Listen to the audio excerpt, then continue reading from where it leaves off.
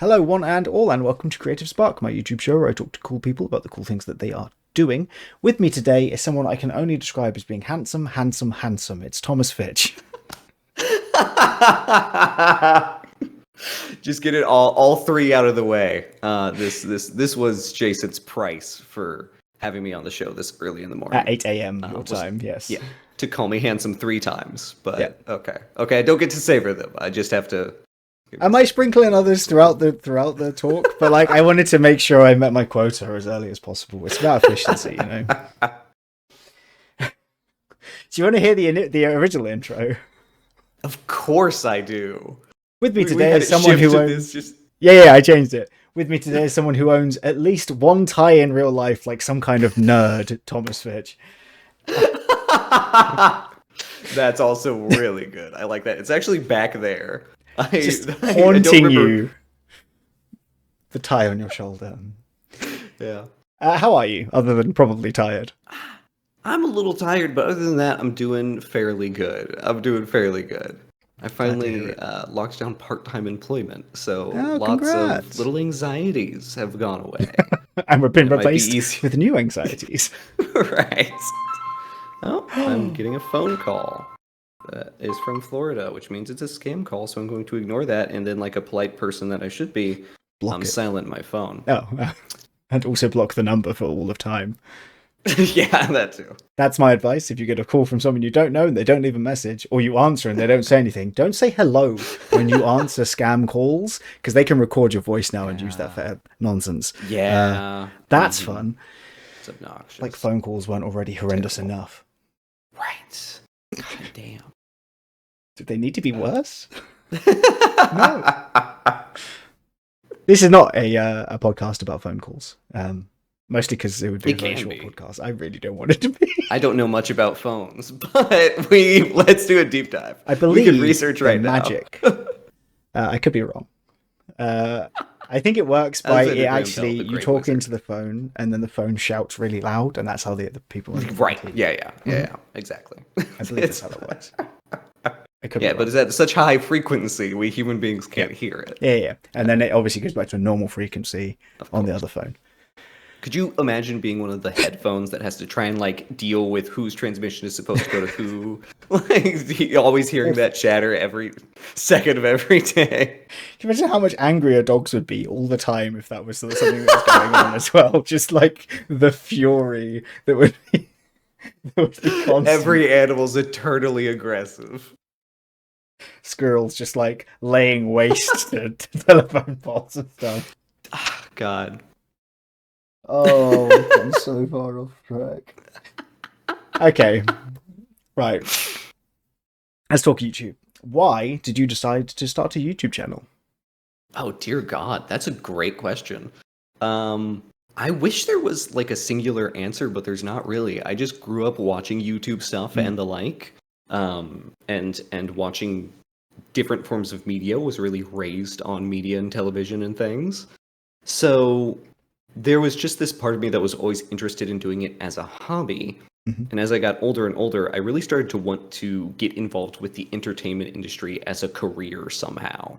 Not necessarily YouTube, but YouTube always spoke to me the loudest because of, one, accessibility, especially back in the day, and two, when I say entertainment industry, I always use that term for a reason, because I don't necessarily just want to be involved with acting. I have an interest in the acting, directing, writing, production, camera work, editing. All of the different moving parts are very fascinating to me. That's part of why I love it, is because there are so many different pieces that come together to make the whole, which is the art you end up seeing with a movie, TV show, or whatever it is. So YouTube lets you dabble with all of that as a singular creator, right? Which is exhausting in one sense, but also very fulfilling in the sense of getting to actually play around with each gear. Yeah. The speed at which you have to pick up skills as you're doing YouTube videos, and I consider myself a very lazy YouTuber, and I have still had to learn sound balancing and editing and thumbnail work and titles and yeah, and I do the bare minimum. So anyone that does more than that, like yourself, I respect it. I do. No, I appreciate that. It's very much a like adapt or die environment, especially as it's become a more prominent career, right? And now there are people who expect you to know how to do all of these little parts of the job.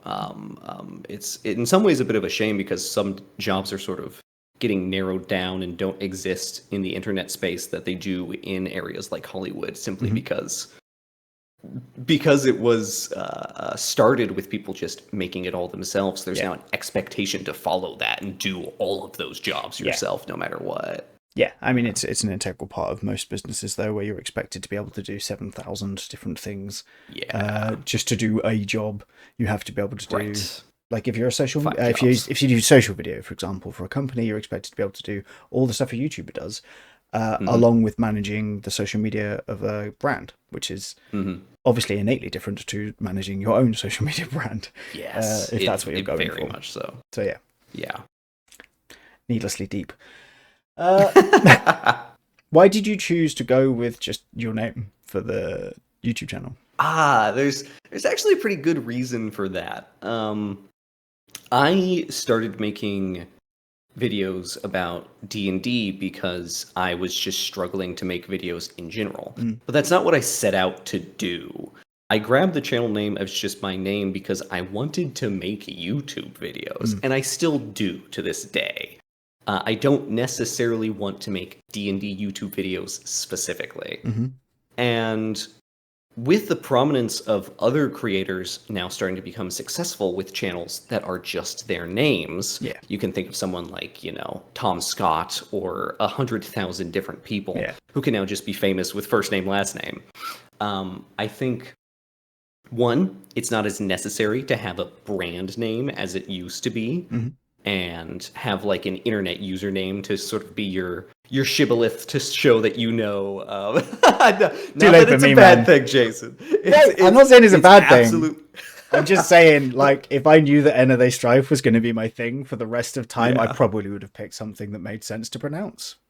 That's very fair. That's very fair. But I feel like if you go back 15 years, especially if you go back 20 years, there was almost this need to prove that you were an internet person, right? Like you could have just your name. You had to have, a username and be represented by a username. Very important to have your gamer tag.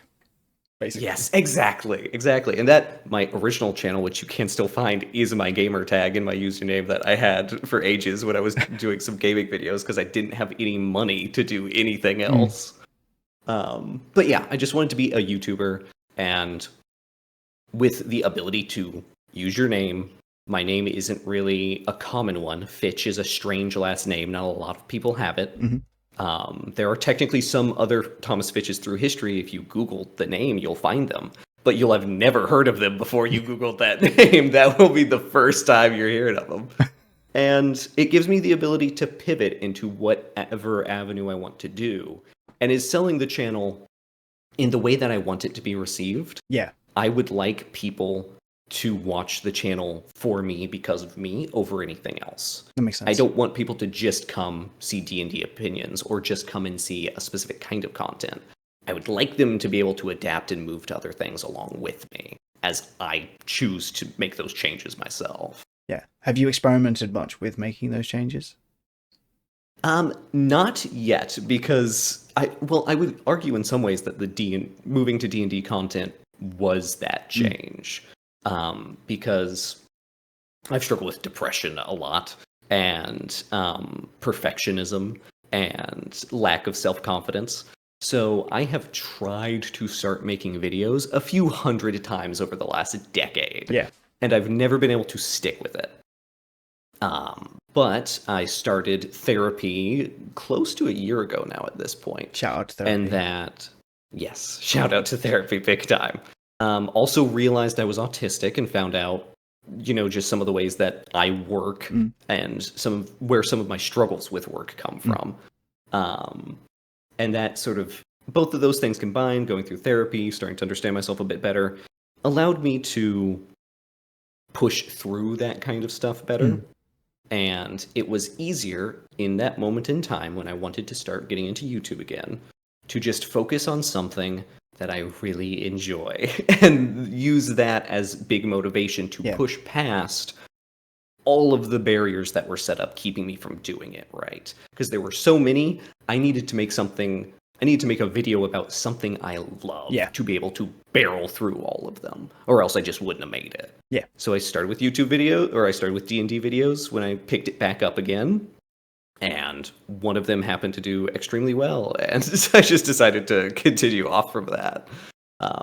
But we'll see. I might pivot again. Who knows? You've got to go where the views are, ultimately. Yeah, no, that's fair enough. How do you pick the things that you're going to be doing videos on? I would love to let you know that once I figure it out. We'll put a pause, and then in a few years we'll come back and fill in this part of the interview, because I have no clue. It's oftentimes I just try and go with the path of least resistance for how my brain is working at that particular point in time. I cannot tell you the amount of times I've gotten 5 ideas at once, and I'm gonna make all of these back to back. This is going to be great. I have these great 5 ideas lined up, and I go through the week of making one of those videos. And by the time that's over, those 4 ideas sound fully uninteresting. Yeah. I have no one to pursue the other 4. I don't even know what I would say about them. So, it's shifted a lot. And I've also been experimenting a lot because I don't really have a prominent following yet. I'm very happy for the people I do have who return to the channel, but there's not enough to make it sustainable. Really. You're not like caught up in the flow of subscribers yet. You are still. Right. Yeah. Right. Because I am a person who does want to do this ultimately as a career if I can.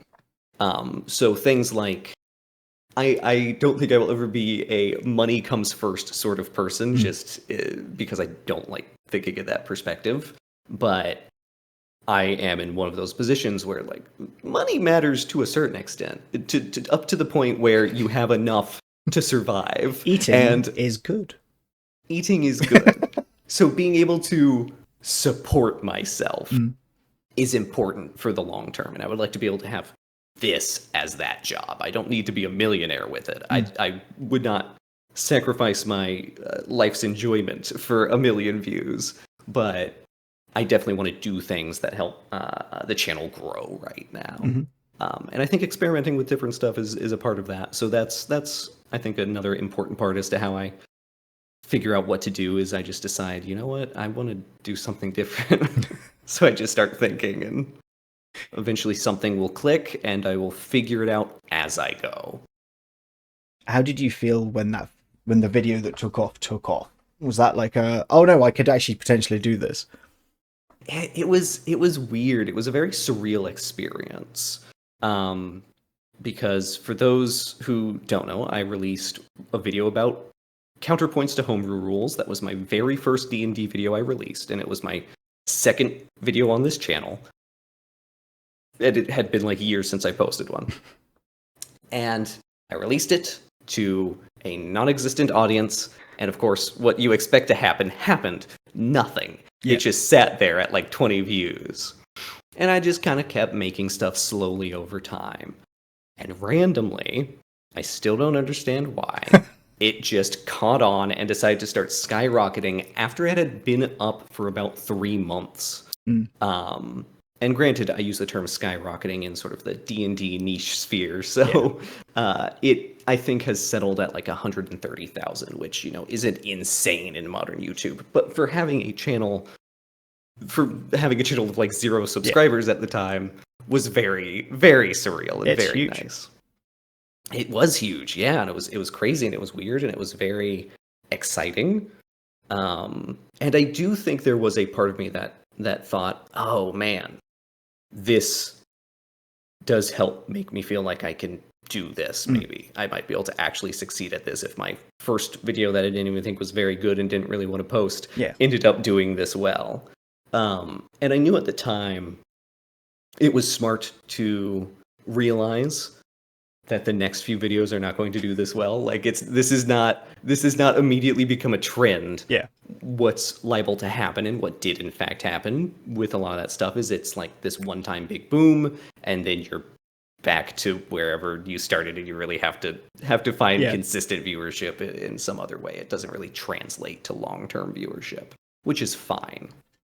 But it still did give me a big confidence boost, especially because this was early on in my journey through therapy and starting to actually make YouTube videos where outside validation was very important, because being able to fulfill that on my own just wasn't happening yet, you know? No, makes sense. Have you had videos since that have had a similar kind of trajectory, or was it a one time? Not in terms of the scale of the views, but in terms of like randomly being picked up. I don't think so. There was some like fall off from that one video doing really well, where obviously they get recommended a different video, and I had like 2 up at the time. So people sort of went to that, I think, as just runoff from the main one. But nothing has had like some kind of substantial boost after the fact. Most of the time following the pretty stereotypical YouTube viewership thing you've probably heard. Within the first like week, it's going to get 90% of the views it'll get in its lifetime. Yeah. Yep. It's great fun. So you talk about, you mentioned that you do want to do this full time. Do you have kind of a vision in your mind as to what that looks like for you? Ooh. I think I used to. And now that I'm actually doing it, I'm not sure. Because keeping up with certain things and certain details has been harder than I wanted it to be.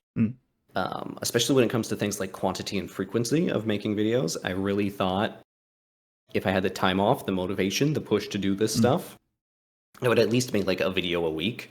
And that is far from happening. I still have a certain perfectionist nature in me that keeps me focused on one video for a very long period of time. And I've been trying to sort of course correct that and do what I think is probably healthier for channel growth, which is releasing more videos and being more consistent. But I'm starting to realize that maybe that won't work. Maybe I won't be able to fight my brain in that way and actually win, and that I need to adopt a different strategy. So I don't know what it will look like if I'm able to do it full time, but I'd have to sort of figure that out as I went. I found, and this is something I think is quite common with freelancers and creative spaces, is that at a certain point you have to learn to kill that perfectionism streak in yourself, because it's work, ultimately. Yes. And the transition between it being a creative thing that you're putting your heart and soul into and it being work is weird, but important. Very. But also hard to do, obviously, especially when you're still in full control of it. Yeah, absolutely. It's a very tough transition. I do think because I still very much am a perfectionist in many ways, but it's way better than it used to be. I don't like kill myself over it, and I still have that want to release things regardless. Yeah. Which is really, really nice. Yeah. So it's something I'm still like working on, but yeah, you're 100% correct. You gotta deal with it. It's tough. It's the first few times that editors come back to you as a writer and are like making edits and changing things, you take it personally, because you're like, oh, but I thought I was all right at this. And then at a certain point, you're like, A, I'm not perfect, and that's fine. B, editors have to make stuff match a house style. Yes. And also different editors will have different levels of editing. Like some editors like things to sound a specific way. Other editors are like the writer's voice to come through and things like that. And I think that helped me a lot when I came to YouTube, because I was just like, it is done. I will never think about this again. Which is how I deal with all of my creative projects. Yeah. I think that's very useful, though. Being able to just let it go. Because, ADHD helps a lot on that one, to be fair. On to the next thing. Yeah. Huh? What's a YouTube video? Fully gone. Yep. Do you have topics that you want to tackle for the channel that you've yet to do so? I have a whole list of video ideas I have like had the thought of, and I'm like, that would make a good video, and I put it on this list. Long list. But I've yet to really start picking apart any of them and dig into them. And I don't know if that's because I've learned that I don't actually want to make those videos and I don't have much to say on them, or if that's just not where my brain is right now. Yeah. Off the top of my head, I can't think of something super specific that itches at the back of my mind outside of this one thing that has nothing to do with D&D. Which would be a risk, obviously. It would be quite the risk, and it would be really hard for me to pull off out here in LA. Right. Yeah. Where the sun is always shining and the summer never ends. I like LA well enough, but good lord, am I not built for LA as a person that does not like the heat. Thank goodness you guys have aircon. Yeah, I'll be honest, I don't know if I'm built for it either. I don't know, man. Big cities actually the biggest flaw for me. I'm not meant for that. I'm from smaller towns. Why did you move to LA? Was it because of the work? It was in part for the work, about 50% for the work, and the other 50% was chasing my girlfriend out here because she had moved out here. And you know, that's a pretty big pull. That's why I didn't move to LA. I was going to move to LA, and then I met my wife. My wife to be, yes. Yeah. Well, there you go. That's also very important. That's, I think, main factor in where you want to live. I'm not going to lie. Yeah. Sometimes your heart's like here. And you're like, oh, yes. Yeah. Like, absolutely. I guess so. That's where we're going. And it's interesting. I moved out here. I still to this day say half part for the work in film and stuff like that, and then hardly really followed that at all. So, you know, I'm just here for the one reason, really. So you'd like to do YouTube full time. Do you view that as a stepping stone into getting into like the film industry, or is that is the end? Nah, that would be the end. If I was able to make enough money at any of these things to support myself, I think that would be something I would be happy with. Granted, I guess from two different perspectives, it's sort of a yes and no. It would and wouldn't be the end in one sense. It would be in the end in the sense of I don't see it as a stepping stone. One, I don't think it is. I think there was a big belief in that, especially in earlier YouTube days, where that was the goal for a lot of people. But I think a lot of people have found out that for the most part, it doesn't translate. If especially now that YouTube is its main singular career, a lot of people sort of separate those two industries full on, and there's not a ton of overlap. Yeah. Unless you have like very specific connections, you know, that you can like drag into there through one or the other. But yeah, it's hard to use as a stepping stone. And I would be more than happy doing this kind of stuff full time. I would not see it as unfulfilling work. Yeah. I wouldn't see it as like a half-baked version of what I truly want. This YouTube work is something that I still love, and I love that kind of content and the differences that it has, and what the internet side of the industry can allow you to have in your life and personal hours and stuff like that. However, with the asterisk on the end, if I was to be successful enough, I do think if I was in a, say, Matt Pat-esque situation, or Tom Scott, or these people who were very successful for a period of time to where they could choose to step away from it and do something else, I think inevitably I would feel that way. Like, I have ideas for movies I would like to write or direct and stuff like that. I've always had an interest in music, even though I haven't followed through with that very strongly. So if I had the support, I'm sure it would not be the end, but not in the sense of a lack of fulfillment through YouTube, but just in the sense that people grow and they want to take on new avenues. Yeah, of course. Would you have any interest in the classic D&D YouTuber thing of like kickstarting your own book, or being a writer on any of those, or a game designer or anything like that?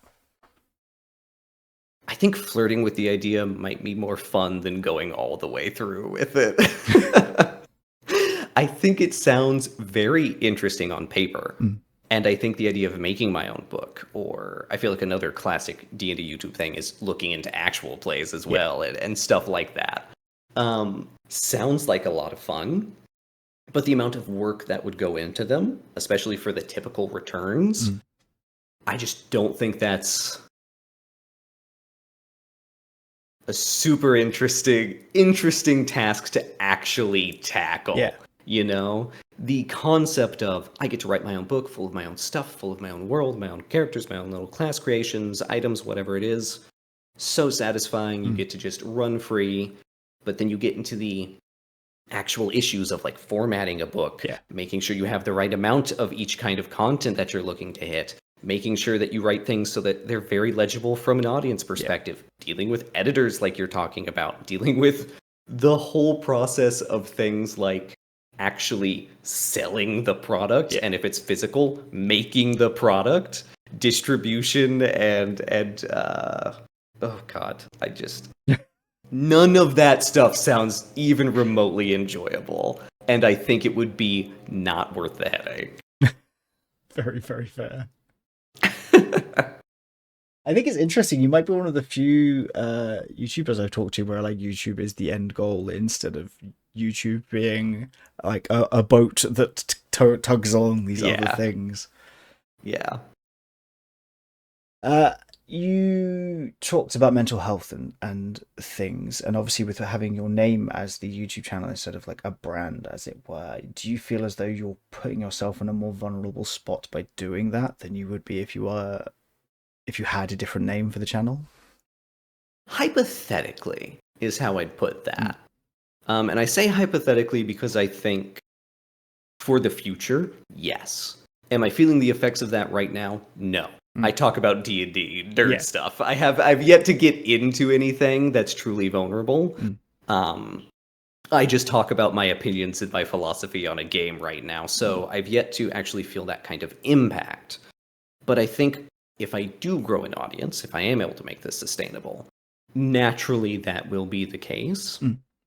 And I didn't bring it up originally when I was talking about naming my channel Thomas Fitch, but I do think that is something that for me is a benefit of it. Because I actually like that vulnerability, and I like genuine transparency and genuine authenticity. I say genuine because transparency and authenticity gets used a lot for creative purposes, especially on YouTube. People want their content to seem authentic, even if they're a large production company. Like, you know, sometimes people will realize, I can't remember who it was, but there was this one baking channel where they found out early on with the cameraman talking to the woman who was actually on camera, that was a very popular moment with the audience that led to this authentic feeling. So then they started forcing that to happen and making sure that the camera person talked all the time. Stuff like that, not interested in. I like very genuine authenticity and transparency. And I like the idea of being able to share my real opinions, why I believe them, while also respecting that it's a public face and you have this responsibility to a greater audience. And I like that for a couple reasons. One, I just feel like if I did anything else, it'd kind of feel like I was lying to people, and I want them to really know who I am. I want to be able to cut through the, not necessarily become friends and feed into parasocial stuff, but just cut through the corporate crap and all the surface level things we do to appear good, and just actually get to be me and let people judge me on that. And also call me out on crap, because if I do share an opinion that's bad, I would like to know. Am I going to like the hate I get for it? Not necessarily. It's not always the healthiest way to change, but it gives me this ability to correct my course if I do hold a view that's incorrect or say something that's wrong. And I also think it helps push this responsibility for me to be right when I choose to speak. Because I think that is important when you have an audience, is to not just talk out of your butt, but to actually have some reason for knowing what you know and thinking what you think. And I think that's important in day-to-day life, but having an audience makes that in the forefront of my mind. Yeah. Where I if I'm talking with my girlfriend, I will absolutely talk out of my butt about something I don't know about, because that's just what people do. Yeah. We know each other very closely. We know each other on a deeper level. But the second I start influencing thousands to potentially more people, I think it's doubly more important to have that researched grounding of why you think the things you think, why you stand where you stand. Yeah. Makes sense. Have you considered experimenting more with shorts rather than the standard YouTube format? I've considered it a lot. Have I ever fired that trigger? Hardly. I've made like 2. One of my original ideas was to start messing with shorts in the sense of just cutting up my existing videos like a lot of people do. Found out that takes longer than I thought it did. So long. And yeah, I thought that would be a fairly quick process. Not for me. And I'm sure once I got those skills worked up, it'd be easier, but it's far from that. And also the way that I shoot my videos makes that kind of difficult. Yeah. The way that I shoot things, I very often have graphics on the side, and I sort of need that landscape image for a lot of what I do. And the way that I write as well isn't easy to cut up into chunks, into short little concise chunks. I am a rambler, and I like to talk about some nuanced things sometimes, you know. I used the term philosophy earlier, which, not to sound pretentious, I use that term very casually. But I use it in the sense of just talking about our approaches to things and our general thoughts behind how we play the game and stuff like that, which is an abstract concept. So when you talk about something that's abstract, it's kind of hard to make it concise and concrete. It ends up with me rambling a lot about a lot of vague ideas and just vague opinions, nuanced middle ground that's difficult to chop up into a short. Yeah. It's like this thought is only complete after 5 minutes. I cannot turn this into a 1 minute video. Exactly. Yeah. Makes perfect sense. Is there anything at all that you would like to plug, apart from the channel, of course? Oh, I don't think so. Is there anything going on? No, I don't think so. Okay. Yeah. I think it's just me in my face. I respect it. Obviously, I'll link to the channel. The link will be in the description. Thank you so much for taking time out, and so early as well. It is appreciated. Thank you. We got there. We were initially scheduled to talk. What was it, last week? And my microphone broke. So yeah, these things happen. Yeah. Thank you very much for coming on. Like I said, we're going to wave at the camera, and then that'll be that. So yeah, just bye. Bye. I don't know why it's so awkward every time.